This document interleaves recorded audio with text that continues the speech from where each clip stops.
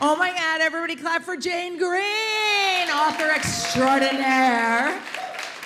And I am Lisa Lampanelli, the queen of mean, and I'm actually friends with this classy bitch, okay?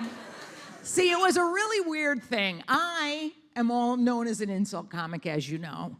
But there's a girly side of me that none of you knows, and that is the girl who reads every book by every fantastic female writer that has to do with women. So Jane Green has sold more than 10 million books, and I've bought at least 1 million of those. And I stalked her and made friends with her and near her home in Westport, Connecticut, and we hit it off. Now, Jane, the new book, let's show this bad boy. It is called Falling, a Love Story. And everyone here knows no one loves love like Lisa Lampanelli loves love, especially the chocolate kind. So, hi. Don't think y'all didn't go unnoticed. Now, Jane, this is your first love story in many, many years, almost 15 years? Well, almost 20 years ago, I wrote a book called Jemima J. Yes. Which was my sort of Cinderella story updated, and that was my last true love story. So I thought this time, and I write about life. I write about relationships. I write about people and very much real life and the things that we go through. But 10 years ago, had left my town of Westport, Connecticut, and I'd moved up to an old farm in the town of Litchfield. And while I was up there, my marriage broke down. And I had 4 tiny children. And I thought, well, I have to go back to Westport because that's where my friends are. So I answered an ad online for a little beach cottage. My landlord, it turned out, was a man that I'd met a handful of times. And of course, I moved into the beach cottage, fell completely in love with living by the beach. Oh, sorry. I was a little premature. And shortly thereafter fell in love with my landlord. Aww. Yes, he's now my husband. And for years, people have said, well, you must write it. You must write that story. And I always felt that I couldn't, that it was too romantic. No one would believe it. Real life doesn't happen like this. And eventually, 10 years on, I thought, I can draw from it. I don't want to write our story, but I can take the idea of a girl who actually isn't looking for love. She really just wants a fresh start. She wants to leave her crazy city job, and she wants some peace and quiet and wants to figure out what to do with her life. And she moves out to Westport, Connecticut, and she rents a little beach cottage, and she ends up falling in love with her landlord. But the story doesn't go in the way that any of us expect. She does end up with happiness, but not in the form that she thinks. Right. So I think we've learned an important lesson here, women. If you want to find true love, go on Craigslist. But I honestly do feel like one of the best things about this book, because I've read it twice already because I love it, it is love, but in a form that you don't think it's going to go. Yeah. And it's funny because when we actually look for love is when we don't find it. Yeah. I think just opening yourself up to life is where you do find the true happiness. Well, and I think that's what it is, really. It's finding we're all looking for a place to call home, in whatever form that comes. So, for you, I know it's your house on the beach, and that's really your place of comfort and serenity and joy. And I think we're all looking for that. Actually, I think the mistake is to look for it in somebody else, in thinking that anybody else can give that to you, because they never do. You have to come from a place of being really whole to be ready for the right relationship. Right. And I know a lot of your readers struggle with that, and we want to just find ourselves. Yeah. So I really feel like, do you get letters from women often feeling how I do, which is like, oh my God, she gets me? Yeah, I do. And my favorite letters of all, actually, were, I wrote a book about 2 years ago called Tempting Fate, which was all about a woman in her 40s, very happily married with young children, and she loves her husband, and she goes out on a girls' night out one night and meets this very young, handsome man, and he starts to email her, and she would never do anything, but these emails make her feel alive, and they make her feel beautiful, and they wake her up. So she just wants to keep emailing a little bit more. And of course, then she reaches a precipice where, she's gone too far. But I had so many letters from women for that book saying, I'm doing this, or my husband doesn't know, or I'm thinking about it, or I'm in it, and those were the best. It was like confession. Yeah. I'd go and do book readings, and afterwards women would stand in a line and come and talk to me, and they'd lean forward and say, I have a confession. This is my story. Right. So it's interesting because I know you had a kind of a similar brush like that, but you obviously are not a cheater. You never cheated. But the thing is, you are so smart to put into the books a little taste of your real life experiences. Yeah. So do you do that a lot throughout your books? Like in a Jemima J, for instance, the Cinderella story, was that sort of like, wow, there's a little bit of Jane in there? Oh, yeah. Always. I'm trying to write books that connect with primarily women, but I'm trying to write stories that people really feel. And if there's a lot of imagination, obviously, but it has to be something that I'm really interested in, or I've experienced, or I've thought an awful lot about. Because if it resonates with me, then it's going to resonate with my readers through the writing. It's so true. I think a lot of that makes why you've had a sustaining career instead of, one or two books and then people lose interest. Yeah. I've read literally every single one of your books, sometimes twice. One I had at my bedside table with like highlights going, learn to be on your own, Lisa. Don't be codependent. I just felt like I learned lessons and needed to listen to them or read them again. So I think it's like a little miracle that every year or so you put out another book that's completely dissimilar but similar with theme, and I just don't know how you keep coming up with ideas. I think it's a miracle that you can do that. How do you do it? Thank you. I have no idea. And I still do think after every book, well, this is clearly it. This is the last one, because it's really, really hard. Yeah. And when you sit at a computer that first day and you have a blank screen, and you have to spin 100,000 words or so, and sometimes you just look at that screen and you just think, I can't do it. And actually, the greatest training I had was, I was a journalist, and I was a journalist on a daily newspaper in London, and every day I had an editor standing over me saying, Jane, we need 1,000 words on ankle bracelets in an hour. And, I couldn't say, well, I'm so sorry, but I can't think of anything to write, or I'm not inspired. I had to write 1,000 words on ankle bracelets because it was my job. Right. And I treat the writing of my books very similarly. It's a discipline. If I waited for inspiration to strike, I don't think I would have finished one book, let alone 18. And I know that's true because often Jane and I have breakfast in the morning at some crappy diner in Connecticut. Not crappy, it's wonderful. Oh, it's a great diner. I just, I'm a lowlife. I won't go to any place fancy. So I crack up because she's like, oh, do you want to meet at 7 a.m.? I'm like, this bitch is up writing at 7 a.m. Like, who gets up at 7 a.m.? But you have to have that discipline as a writer, like whatever works for you, because I'm a nighttime person. Yeah. So it's very much whatever works for you. Everyone's different. If I'm not writing, but I'm supposed to be, if I'm in the middle of a book, I have this vague cloud of guilt hanging over me all the time. In fact, I think it's probably up there now. Yeah. But if I get to my office, and I have a little office outside of the house, because if I was at home, I would just be online messing around for hours. So I go to an office and I take myself offline, and I write for anywhere between 3 to 5 hours. Right. Usually 3 to 4. And then that's it. I'm done by lunchtime. Right. And then I can live, and I can enjoy my life because I've achieved something that day. And it's funny because a lot of people might be like, oh, 3 to 4 hours, big deal. That's creating nothing. That's with a blank screen. Yeah. You have to do 100,000 words for a book, and you can't even put the C word in it. That's how I fill up my 100,000 words. So I just think it's amazing that someone can do that year after year and not be just totally like, I'm done with this. Yeah.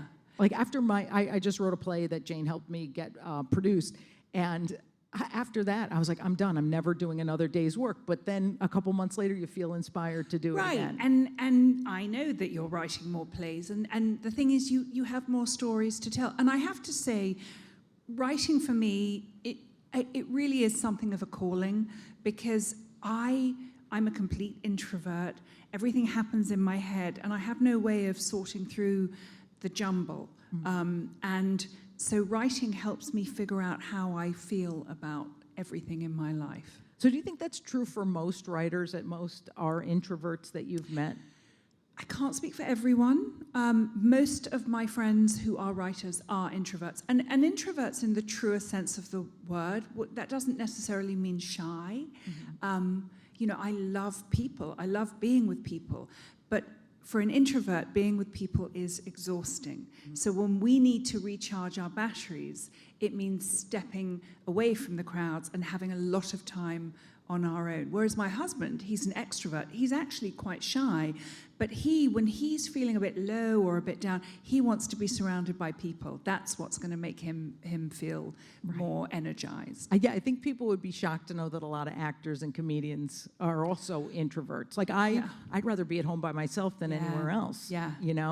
And it's just an interesting difference in what people would perceive. Right. And yet, going up on stage it's not really you. I mean, it's a version of you, but it's a version of you that you have developed. So it does very much feel like you're stepping into a persona, and then you can be anyone. Right, exactly. Yeah. Now, the book really struck me the first time I saw it. The cover is a real departure, because I always used to say, I'll buy any book with a pink or a green cover, because those were always like the girl books, right. And I love those. And I love this, because like this jumps on, and it's just gorgeous with the rose petals and everything. How important is the cover of a book when it comes to selling? I think it's everything. I really do think it's everything. And I've had some wonderful covers in my time, and I've also had some not so wonderful covers, and it makes a huge difference, because especially in summer, especially when you're writing what I'm writing, which is essentially, beach reads, well written, thoughtful, clever beach reads. But when you're there in a sea of books, you want your cover to jump out. And often what happens is there are trends in publishing, and you'll suddenly see a lot of the summer books are photographs of the backs of women gazing out over a body of water. Right. And you want something that's different. And also, I've been doing this for 20 years, so they can do something with my name, which is really lovely, which I think they've done so beautifully with this cover. It's gorgeous. It's kind of, it feels almost iconic. And every time I see a picture of it, amongst other books, I just think, God, my publisher did such a beautiful job. Yeah, is the thrill still there when a book comes out, seeing it? Does it still feel like, oh my God, this is my book? Yeah, it is still there, and the most exciting thing still after 20 years is seeing somebody reading my book. And I still, if I see somebody on a train or at an airport or on vacation reading my book, I'm like, and I have to go up and say, I'm so sorry, but are you enjoying the book? It's just, I wrote it. And they're always shocked. And they're always kind of like, who is this woman and why is she talking to me? And then invariably, as I'm walking away, I sort of see out the corner of my eye that they're checking the photograph. Yeah. Well, I don't like to brag, but I wrote a non-bestseller called Chocolate Please. And I saw it. Yeah, you all didn't read it. You didn't. And I saw it in the window of a Goodwill store for $1. So... just saying, don't get a big head. No, but it is really funny, because when somebody's reading it, you just feel like, oh my God, they know me more than they used to, Yeah. Do you feel that, people ask me this all the time, and I say, I don't know. When did you feel like you, quote unquote, made it? Or don't you feel like you've made it yet? Because I never feel like I made it. Do you still feel like you're like chugging along? Yeah, I don't. Do you know, the terrible thing is that it's when you're driven, and you have to be driven to do what you do, to do what I do, you have to have a hunger, otherwise you just wouldn't do it, because it's just such hard work. Right. When you're driven, it's never enough, and that's the terrible, terrible thing that, you think, well, when I get on the bestseller list, then Right. I'll be happy. Right. And then you get on the bestseller list, and you think, well, when I'm number one, I'll be happy. And then you're number one, you think, well, when I have a movie, Yes, and it yes. just, and it's never the goal. The goalposts keep shifting and keep moving. And I think I was much more competitive when I was younger. I got very humbled, which I think is a great lesson. I had a period of time where the books didn't do quite as well. And now my focus has shifted, and I no longer think, well, I have to be at the top of the bestseller list, although that would be nice. But it's writing the best books that I can write. It's true. It's all, when people ask me, when did you know you made it? I always say, I'll tell you when that happens. Because you just never, and it's almost like when you say you want more, it doesn't mean material things. It means you just want to achieve more in your art form, whatever that happens to be. Right, but you're never going to get there. Somebody once interviewed Jack Welch, big businessman, a few years ago, and they said to him, "Tell me, Mr. Welch, how much money is enough? When do you have enough?" And he said, "When you have just a little bit more, like it's Yes. always just out of your reach." And so there is something about being present in the moment, just enjoying where you are without constantly striving, because you're never going to get there. Right, right. And it's actually one of the blessings of age, I think. If you're lucky, you reach a place where you realize that actually, really the key to peace and happiness is to just be very present where you are and enjoy where you are. Right, and that whole thing of being competitive and stuff, it just doesn't serve you. There's this saying, compare and despair, meaning if you compare yourself to other people, you're either going to fall short or you're going to feel above them, and either way is not healthy. Yeah. So it's good to reach that age that I have, and you might be someday, because you're younger than me, right? I am. She's younger than me. I'm I a turned smidgen 55 young. today, so I'm officially So- a senior citizen. I can officially move into an assisted living. I'm very happy. But, where we both feel like it's not what you achieve compared to anyone else. It's just running your own race, and it sort of feels good that way, doesn't it? Yeah, it really does. Can I just stop about your birthday? Yeah. Because I sort of feel like we've got to sing you happy birthday. Oh, my God. Only if someone raps happy birthday to me. I'm not but saying hang that. on. There might be a Oh, little... my God. Oh, my God. I told you I love chocolate. Oh, my God. How Can sweet. we just do that? Happy birthday. Come on, everybody. Happy birthday to you. Happy birthday, dear Lisa. Happy birthday to you. Oh, my God. Thank you. I'm making a wish. I'm wishing for Hamilton tickets under $3,000. Thank you. Thank you. Speaking of Hamilton, guess what? Who's a fan of Hamilton on Broadway? Everybody. Jane, you guys don't know this about me or Jane, but we are super obsessed with Hamilton. And Jane can rap the entire lyrics from Guns and Ships, okay? Who would expect that from a classy English broad? I'm not going to make you do it here today. Okay. But isn't it interesting how, you bond with someone and you'd never guess. You'd go, well, which one would be the Hamilton fan? You're white. What's going on there?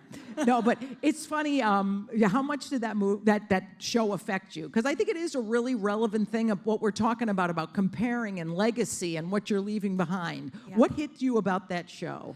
Oh, everything. And it was completely obsessive. And I remember actually when it was on at the Public, and a friend of mine phoned me up and said, I've just seen this show that is like nothing I've ever seen on stage. You have to get tickets now because it's going to be huge. I said, oh, what's it about? She said, it's about one of America's founding fathers set to rap. And I was like, I know, first of all, even though I am a naturalized American, and I did know for my exam, to pass my test, I had to learn all about American history. I retained it for about a day. Yes. And then it just disappeared forever. So I knew nothing about the founding fathers. And of course, I just thought, no, it doesn't sound like my kind of thing. Oh, boy. And then, 6 months later, you can't get these tickets. Right.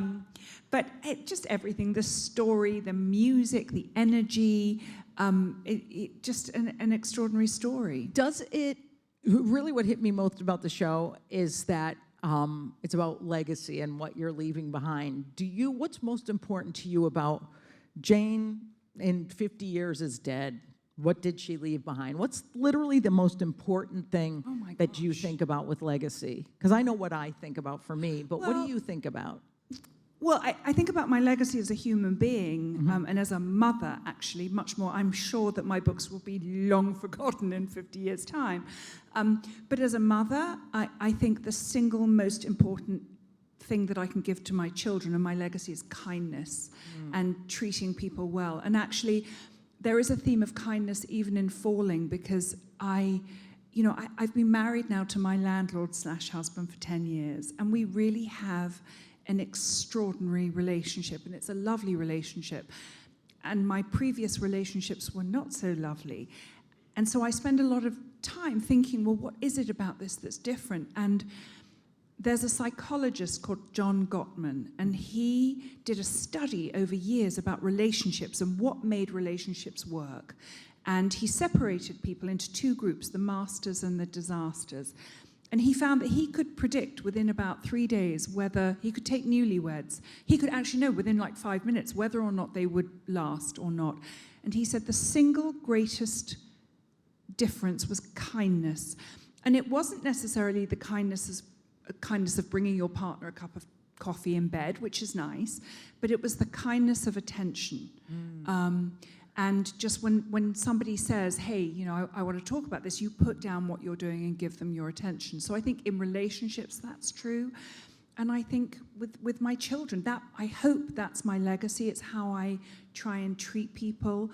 I think we're living in a world that is really, scary right now. And there's a lot of anger, and I think kindness is the key. Right, right. I agree. Oh, Jane, yes. Now, we have time for a couple questions from the audience. State your name and your question, sir. Okay. My name's Robert. Happy birthday, Lisa. Thank and thank you you for being here, Jane. I was just in Westport over the weekend. It's such a beautiful place. Yeah. They say the power of place is huge, especially when you're writing. So I was wondering, how do you think being there affects your writing process? Well, I've lived in Westport for 15 years, and that's a great question, Robert. Thank you. And actually, I now write about my town. I don't write at home. I used to, but I get too distracted now. But I do live in a house that's surrounded by water. I've got water on both sides. So I have Long Island Sound on one side, and I have a creek behind me. And I think there's something extraordinarily creative about water. And I had read this before I moved into this house. And I'd felt a bit flat for a while, and I moved into this house, and it was like, projects, writing, decorating, things. It just completely inspired me.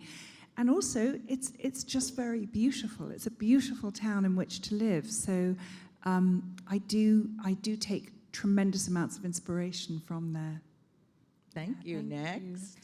Hi, my name's Jessica. Thank you so much for being here. I have this desire to be a writer, and I'm starting my own book now.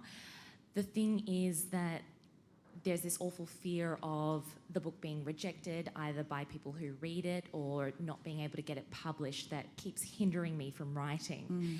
And that's something that I've really struggled with. And I wondered if perhaps in the early days when you first started, if you experienced something similar, or if you still experience it now? I was one of the lucky ones. So I wrote a book that came out 3 months after Bridget Jones's Diary, and the press suddenly seized upon this as a new genre, and they called it, chick lit. There's a new genre of literature. I was very lucky. I got a publishing deal very quickly. But I would say I'm a writer. I'm going to write whether anyone's going to read it or not, because it's how I process my thoughts. And I think whenever we're attached to the outcome of anything in life, it's going to hinder us. So my advice would be, Don't write the book that you think is going to be a bestseller or you think is going to be the one to, make your name. Write the story that you need to tell and write it for you. Because if you're writing something that's true for you, it will speak to people in whatever form that happens, whether it's a publishing deal, whether you decide to do independent publishing, whether it's on a blog. But you need to write the story that's true for you and do it for you, not for other people. Can I add a little something to that, Jessica, too? Because Jane and I connect a lot on the spiritual stuff. I always ask myself, what's the worst thing that can happen? And the difference between me and some other people is I don't let that stop me. Like, what's the worst thing that could happen if you write this book and it doesn't get published? It'll hurt. You'll feel the feelings. You'll cry. You'll be upset, but you'll still have something that you needed to write and get out of you. And maybe it'll be the next one. Yeah. So just whenever you see the worst thing that can happen, you just go, well, so I'll deal with it, I'll live, and I'll move on. So just don't let any fear stop you, because then they win. And I don't know who they are, but they're definitely the terrorists. And actually, I have been reminded that I just told a complete lie, that I did have the first person I sent it to wrote back and said, your characters are immature, your situations lack credibility, and your work is frankly unpublishable. Oh, and, my God. And 10 million books sales later, I think she's wrong. And I went into a deep depression, actually, when I got that letter. And a friend of mine sat me down and said, Jane, you were so excited about this book. You can't let one person's opinion put you off. And the next thing, I then, sent it off to 13 literary agents, thinking they'd all write back saying thanks, but no thanks. And 9 of them came back within a week and said, we love it. And then there was a bidding war. So you just never know. So you have to keep going. Yeah, welcome. Hi, nice to meet you. My name's Julia. I have 2 questions for you. So, my first question is, do you feel that as you get older, your stories get deeper? And also, what was the hardest book for you to write? Gosh, great questions. There's no doubt that my stories get deeper. I mean, I often think I'd love to go back and rewrite some, how would Jemima J be different if I were writing it now? Because I know so much more. And I think my understanding of just the human condition is much better now. So there's no question that it gets deeper. The hardest books to write, I have to say, Falling was a hard one. And there were times when it was wonderfully easy and it flowed and it was just joyous, but it was also written at a time when I was making some changes in my life and I was quite stressed, and there were days when it was really, really hard, and that's when the discipline comes in.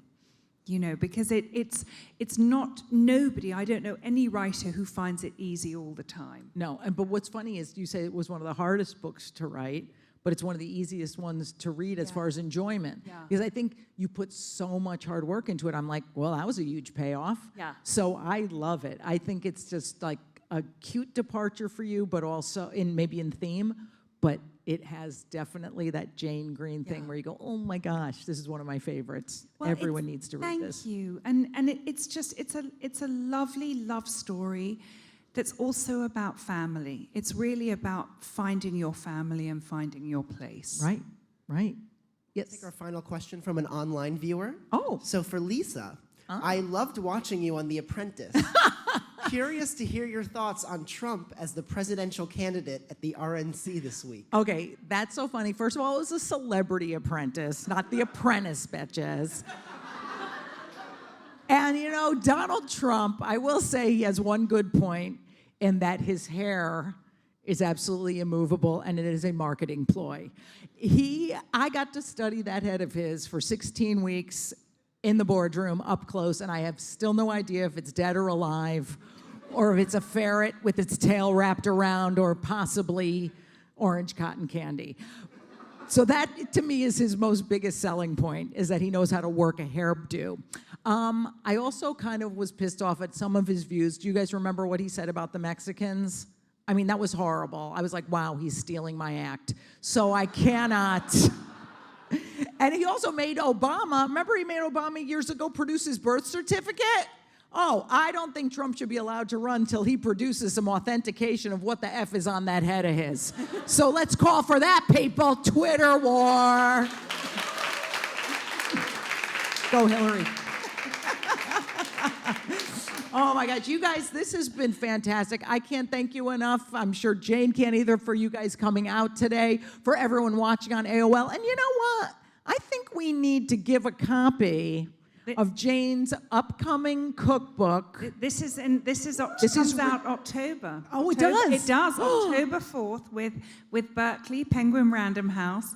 This is my first cookbook. It's Because fantastic. I'm a slightly trained chef. Yes. So I did go to the French Culinary Institute, and I cook all the time. So Wow, so let's give this to someone who needs maybe a jolt of inspiration once in a while. Our girl Jessica. Please take this and enjoy on Jane's behalf. There you go, honey. Good luck with everything. God bless. And once again, people, clap it up for Miss Jane Green, the queen of publishing. Love you, girl. Thank you. Thank you, AOL.